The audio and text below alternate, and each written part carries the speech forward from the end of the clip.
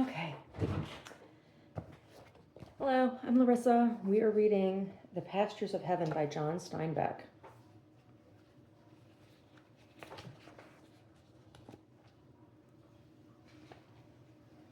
A note on the text. The text of this volume reproduces that issued by the Viking Press in 1963, which was based on the original Brewer, Warren, and Putnam edition of 1932.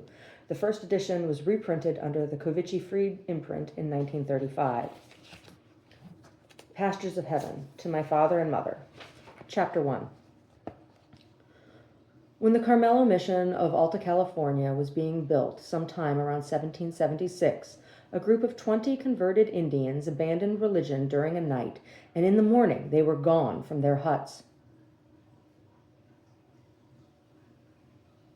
Besides being a bad precedent, this minor schism crippled the work in the clay pits where adobe bricks were being molded. After a short council of the religions and civil authorities, a Spanish corporal with a squad of horsemen set out to restore these erring children to the bosom of Mother Church.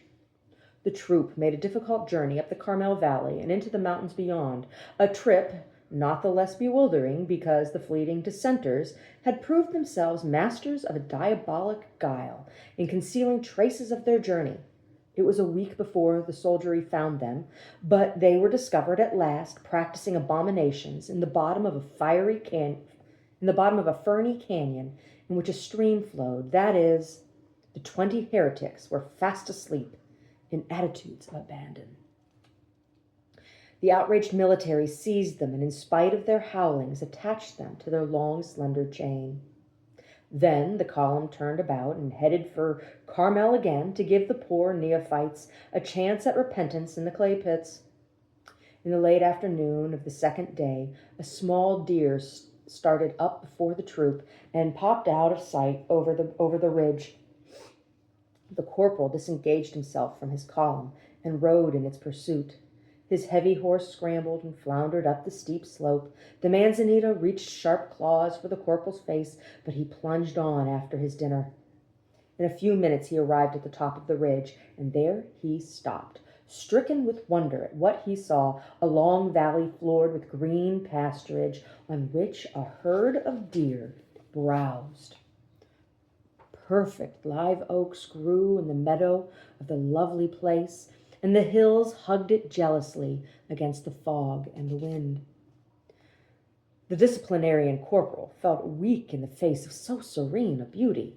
He who had whipped brown backs to tatters, he whose rapacious manhood was building a new race for California, this bearded savage, bearer of civilization, slipped from his saddle and took off his steel hat.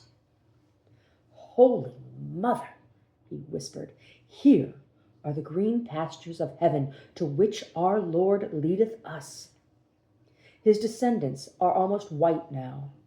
We can only reconstruct his holy emotion of discovery, but the name he gave the sweet valley and the hills remains there. It is known to this day as Las Pastures del Cielo. By some regal accident, the section came under no great land grant.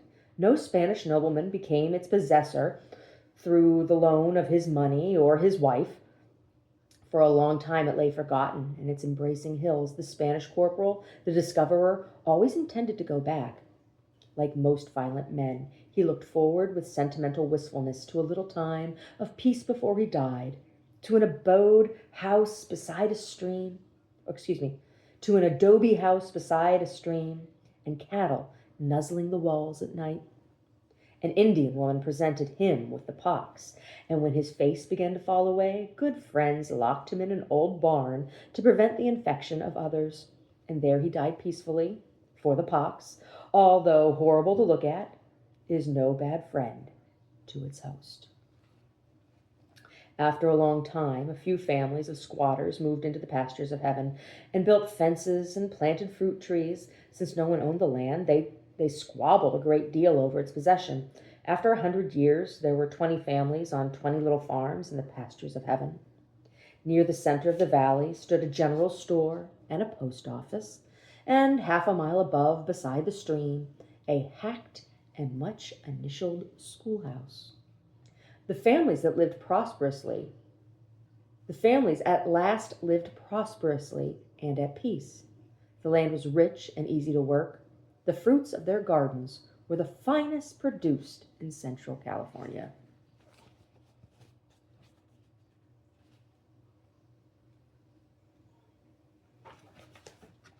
Two. To the people of the Pastures of Heaven, the Battle Farm was cursed, and to their children it was haunted. Good land although it was, well watered and fertile, no one in the valley coveted the place. No one would live in the house, for land and houses that had been tended, loved, and labored with, and finally deserted, seem always sodden with gloom and with threatening. The trees which grew up around a deserted house are dark trees, and the shadows they throw on the ground have suggestive shapes. For 5 years now, the old Battle Farm had stood vacant. The weeds, with a holiday energy, free of fear of the hoe, grew as large as small trees. In the orchard, the fruit trees were knotty and strong and tangled.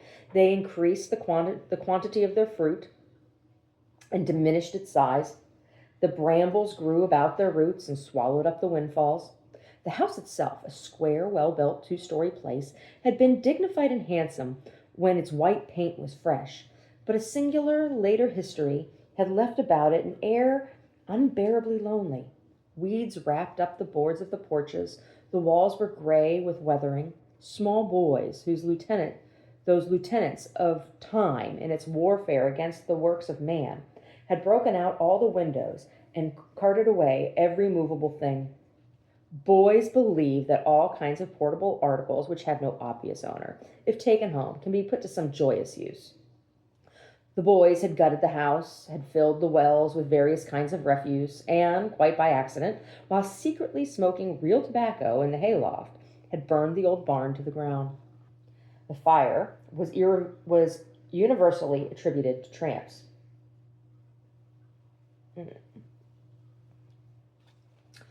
The deserted farm was situated not far from the middle of the narrow valley. On both sides it was bound by the best of and most prosperous farms in the Pastures of Heaven. It was a weedy blot between two finely cultivated, centered pieces of land. The people of the valley considered it a place of curious evil, for one horrible event and one impenetrable mystery had taken place there. 2 generations of Battles had lived on the farm.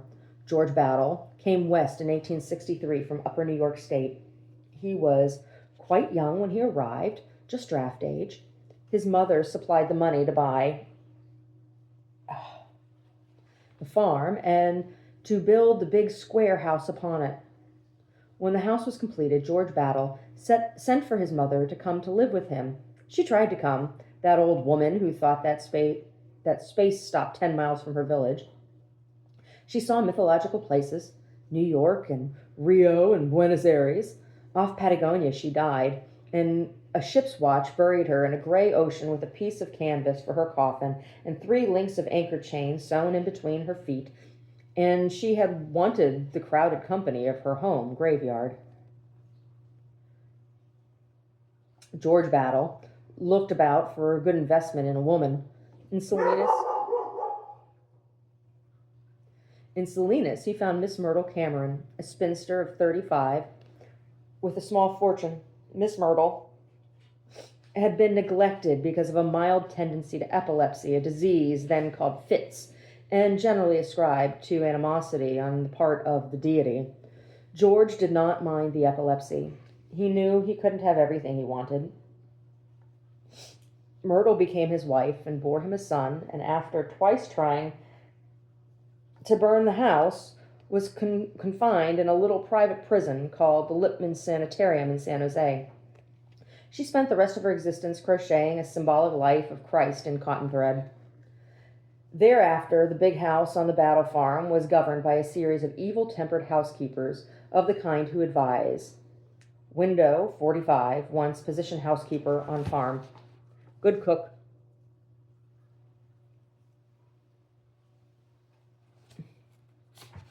One by one, they came and were sweet and sad for a few days until they found out about Myrtle.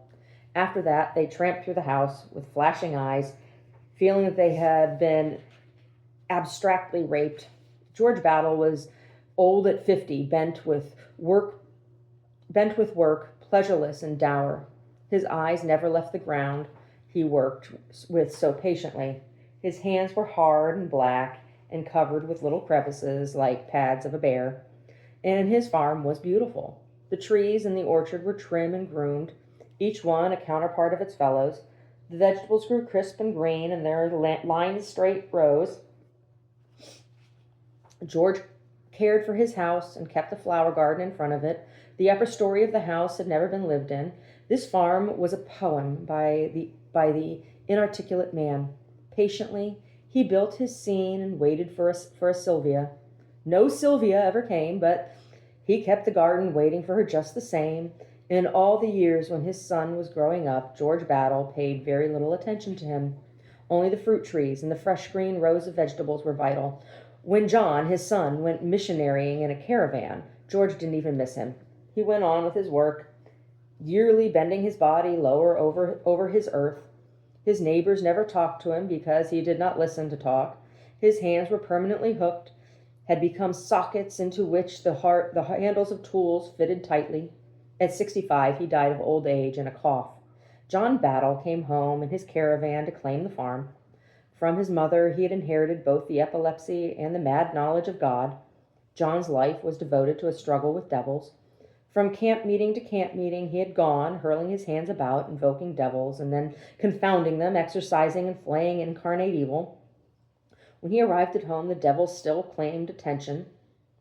The lines of vegetables went to seed, volunteered a few times, and succumbed to the weeds. The farm slipped back to nature, but the devils grew stronger and more importunate. As a protection, John Battle covered his clothes and his hat with tiny cross stitches in white thread, and thus, armored, made war on the dark legions. In the gray dusk, he sneaked about the farm, armed with a heavy stick. He charged into the underbrush, thrashed about with his stick, and shouted maledictions until the devils were driven from the cover. At night, he crept through the thickets upon a congregation of the demons, then fearlessly rushed forward, striking viciously with his weapon. In the daytime, he went into the house and slept, for the devils did not work in the light. One day, in the deepening twilight, John crept carefully upon a lilac bush in his own yard. He knew the bush sheltered a secret gathering of fiends. When he was so close that they could not escape, he jumped to his feet and lunged toward the lilac, flailing his stick and screaming. Aroused by the slashing blows, a snake rattled sleepily and raised its flat, hard head. John dropped his stick and shuddered, for the dry, sharp warning of the snake is a terrifying sound. He fell upon his knees and prayed for a moment. Suddenly he shouted, "This is the damnedest serpent! Out, devil!" and sprang forward with clutching fingers. The snake struck him 3 times in the throat, where there were no crosses to protect him. He struggled very little and died in a few minutes. His neighbors only found him when the buzzards began to drop out of the sky, and the thing they found made them dread the Battle farm after that. For 10 years, the farm lay fallow. The children said the house was haunted and made night excursions to it to frighten themselves. There was something fearsome about the gaunt old house with its staring vacant windows. The white paint fell off in long scales. The shingles curled up shaggily. The farm itself went completely wild. It was owned by a distant cousin of George Battle's who had never seen it. In 1921, the Musterviks took possession of the Battle farm. Their coming was sudden and mysterious. One morning they were there. An old man and his old wife, skeleton people with tight yellow skin stretched and shiny over their high cheekbones. Neither of them spoke English. Communication with the valley was carried on by their son, a tall man with the same high cheekbones, with coarse-cropped black hair growing halfway down his forehead, with soft, sullen black eyes. He spoke English with an accent, and he only spoke his wants. At the store, the people gently questioned him, but they received no information. We always thought that place was haunted. Seen any ghosts yet? T.B. Allen, the storekeeper, asked. No, said young Mustervik. It's a good farm, all right, when you get the weeds off. Mustervik turned and walked out of the store. There's something about that place, said Allen. Everybody who lives there hates to talk. The old Musterviks were rarely seen, but the young man worked every daylight hour on the farm. All by himself, he cleared the land and planted it, pruned the trees and sprayed them. At any hour he could be seen working feverishly, half running about his tasks, with a look on his face as though he expected time to stop before a crop was in. The family lived and slept in the kitchen of the big house. All the other rooms were shut up and vacant, the broken windows unmended. They had stuck fly paper over the holes in the kitchen windows to keep the air out. They did not paint the house nor take care of it in any way, but under the frantic efforts of the young man, the land began to grow beautiful again. For 2 years he slaved on the soil. In the gray of the dawn he emerged from the house. In the last of the dusk he was gone before he went back into it. One morning Pat Humbert, driving to the store, noticed that no smoke came from the Mustervik chimney. The place looks deserted again, he said to Allen. Of course, we never saw anybody but that young fellow around there, but something's wrong. What I mean is the place kind of feels deserted. For 3 days the neighbors watched the chimney apprehensively. They hated to investigate and make fools of themselves. On the 4th day, Pat Humbert and T.B. Allen and John Whiteside walked up to the house. It was rustlingly still. It really did seem deserted. John Whiteside knocked at the kitchen door. When there was no answer and no movement, he turned the knob. The door swung open. The kitchen was immaculately clean, and the table set. There were dishes on the table, saucers of porridge and fried eggs and sliced bread. On the food, a little mold was forming. A few flies wandered aimlessly about in the sunshine that came through the open door. Pat Humbert shouted, "Anybody here?" And he knew it was silly to do it. They searched the house thoroughly, but it was vacant. There was no furniture in any rooms except the kitchen. The farm was completely deserted, had been deserted at a moment's notice. Later, when the sheriff was informed, he found out nothing revealing. The Musterviks had paid cash for the farm, and in going away had left no trace. No one saw them go, and no one ever saw them again. There was not even any crime in that part of the country that they might have taken part in. Suddenly, just as they were about to sit down to breakfast one morning, the Musterviks had disappeared. Many, many times the case was discussed at the store, but no one could advance a tenable solution. The weeds sprang up on the land again, and the wild berry vines climbed into the branches of the fruit trees. As though practice had made it adept, the farm fell quickly back to wildness. It was sold for taxes to a Monroe realty company, and the people of the Pastures of Heaven, whether they admitted it or not, were convinced that the Battle Farm bore a curse. "It's good land," they said, "but I wouldn't own it if you gave it to me. I don't know what's the matter there, but there's something funny about that place, almost creepy. Wouldn't be hard for a fellow to believe in haunts." A pleasant shudder went through the people of the Pastures of Heaven when they heard that the old Battle Farm was again to be occupied. The rumor was brought in to the general store by Pat Humbert, who had seen automobiles in front of the old house, and T.B. Allen, the store proprietor, widely circulated the story. Allen imagined all the circumstances surrounding the new ownership and told them to his customers, beginning all his confidences with, They say the fellow who's bought the battle place is one of those people that goes about looking for ghosts and writing about them," T.B. Allen said. "They say" was his protection. He used it as newspapers use the word alleged. Before Bert Monroe took possession of his new property, there was a dozen stories about him circulating through the Pastures of Heaven. He knew that the people who were to be his new neighbors were staring at him, although he could never catch them at it. The secret staring is developed to a high art among country people.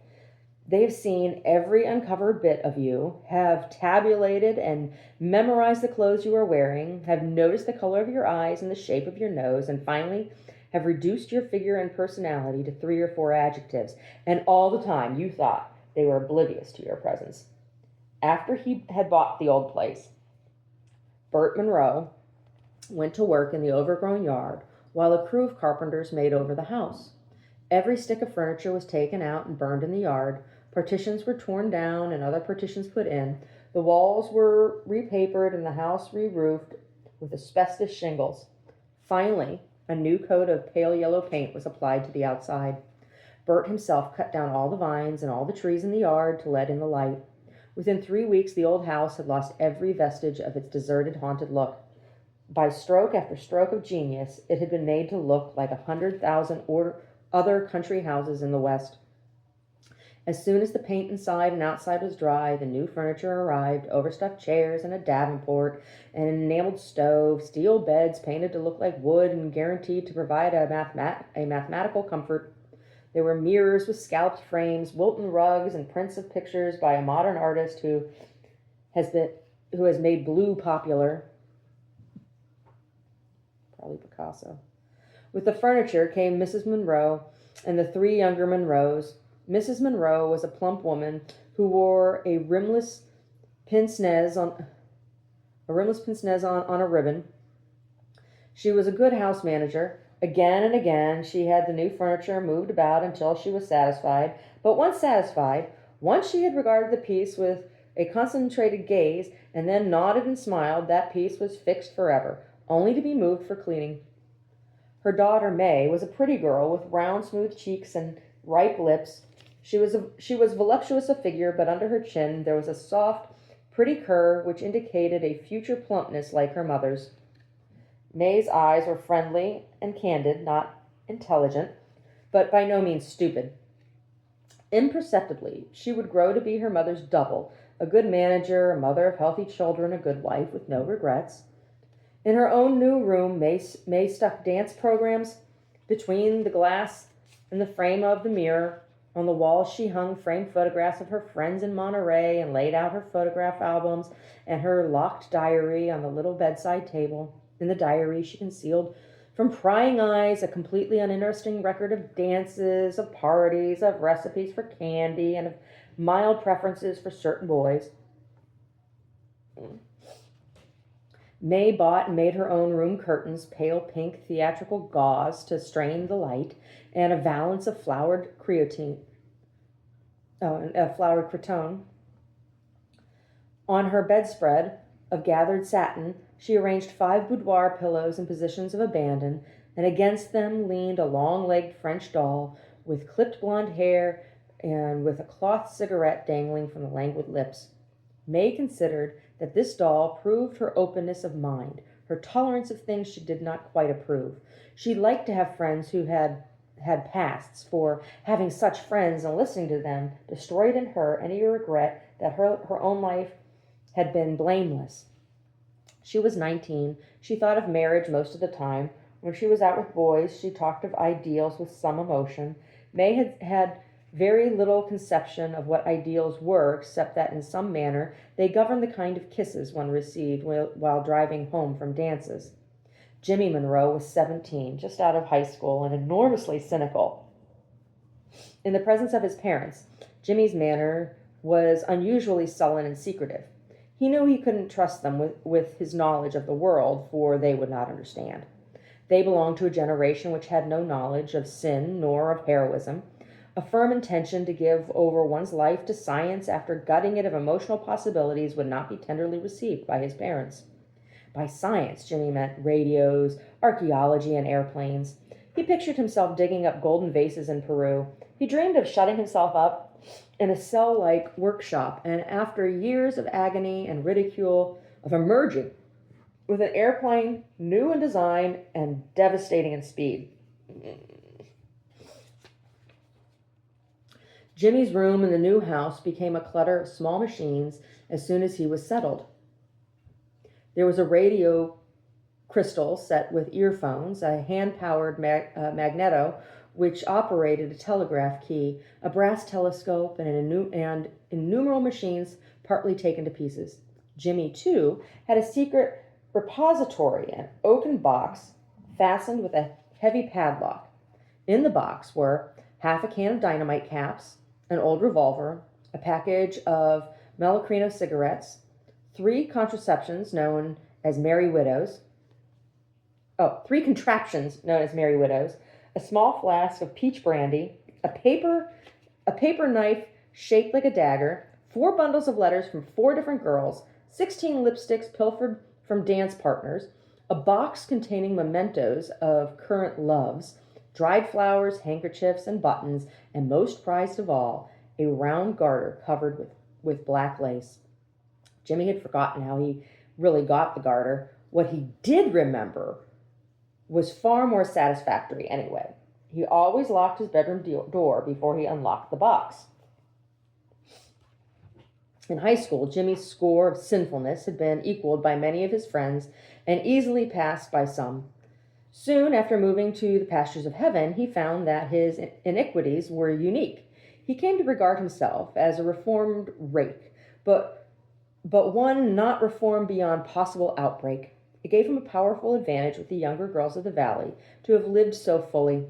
Jimmy was rather a handsome boy, lean and well-made, dark of hair and eyes. Manfred, the youngest boy, ordinarily called Manny, was a serious child of 7, whose face was pinched and drawn by adenoids. His parents knew about the adenoids. They had even talked of having them removed. Manny became terrified of the operation. And his mother, seeing this, had used it as a deterrent threat when he was bad. Now, a mention of having his adenoids removed made Manny hysterical with terror.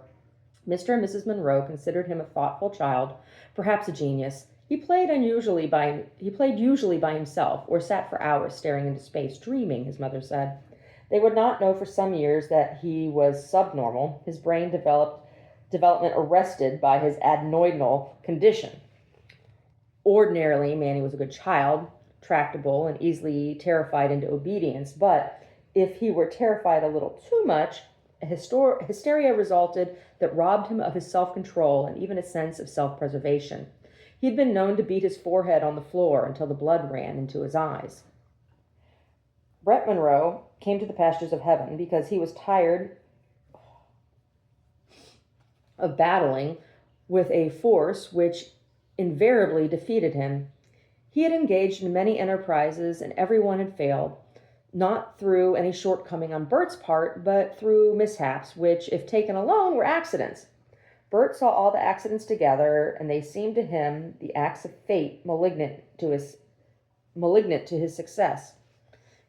He was tired of fighting the nameless thing that stopped every avenue to success. Bert was only 55, but he wanted to rest. He was half convinced that a curse rested upon him. Years ago, he opened a garage on the edge of a town. Business was good. Money began to roll in. When he considered himself safe, the state highway came through on another street and left him stranded without business. He sold the garage a year or so later and opened a grocery store. Again, he was successful. He paid off his indebtedness and began to put money in the bank. A chain of grocery crowded up against him, opened a price war, and forced him from business. Bert was a sensitive man.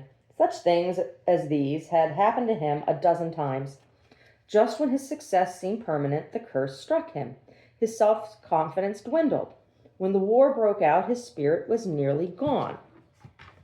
He knew there was money to be made from the war, but he was afraid after having been beaten so often. He had to reassure himself a great deal before he made his first contract for beans in the field. In the first year of business, he made $50,000. The second year, $200,000. The third year, he contracted for thousands of acres of beans before they were even planted. By his contracts, he guaranteed to pay 10 cents a pound for the crops. He could sell all the beans he could get for 18 cents a pound. The war ended in November, and he sold his crop for 4 cents a pound. He had a little less money than when he started. This time, he was sure of the curse. His spirit was so badly broken that he didn't leave his house very often. He worked in the garden, planted a few vegetables, and brooded over the enmity of his fate. Slowly, over a period of stagnant years, a nostalgia for the soil grew in him. In farming, he thought, lay the only line of endeavor that did not cross with his fate. He thought perhaps he could find rest and security on a little farm. The Battle Place was offered for sale by a Monroe realty company. Bert looked at the farm, saw the changes that could be made, and bought it. At first, His family opposed the move, but when he had cleaned the yard, installed electricity and a telephone in the house, and made it comfortable with new furniture, they were almost enthusiastic about it. Mrs. Monroe thought any change desirable that would stop Bert's moping in the yard in Monterey. The moment he had bought the farm, Bert felt free. The doom was gone. He knew he was safe from his curse. Within a month, his shoulders straightened and his face lost its haunted look. He became an enthusiastic farmer. He read exhaustively on farming methods, hired a helper, and worked from morning till night. Every day was a new excitement to him. Every seed sprouting out of the ground seemed to renew a promise of immunity to him. He was happy, and because he was confident again, he began to make friends in the valley and to entrench his position. It is a difficult thing, and one requiring great tact quickly to become accepted in a rural community. The people of the valley had watched the advent of the Monroe family with little animosity. The Battle Farm was haunted. They had always considered it so, even those who laughed at the idea. Now a man came along and had proved them wrong. More than that, he changed the face of the countryside by removing the accursed farm and substituting a harmless and fertile farm. The people were used to the battle place as it was. Secretly, they resented the change. That Bert could remove this animosity was remarkable. Within 3 months, he had become part of the valley, a solid man, a neighbor. He borrowed tools and had tools borrowed from him. At the end of 6 months, he was elected a member of the school board. To a large extent, Bert's own happiness at being free of his furies made the people like him. In addition, he was a kindly man. He enjoyed doing favors for his friends, and, more important, he had no hesitancy in asking favors. At the store, he explained his position to a group of farmers, and they admired the honesty of his explanation. It was soon after he had come to the valley, T.B.A. Allen asked his old question. "We always kind of thought that place was cursed. Lots of funny things have happened there. Seen any ghosts yet?" Bert laughed. "If you take away all the food from a place, the rats will leave," he said. "I took all the oldness and darkness away from that place. That's what ghosts live on." "You sure made a nice-looking place of it," Allen admitted. "There ain't a better place in the pastures when it's kept up."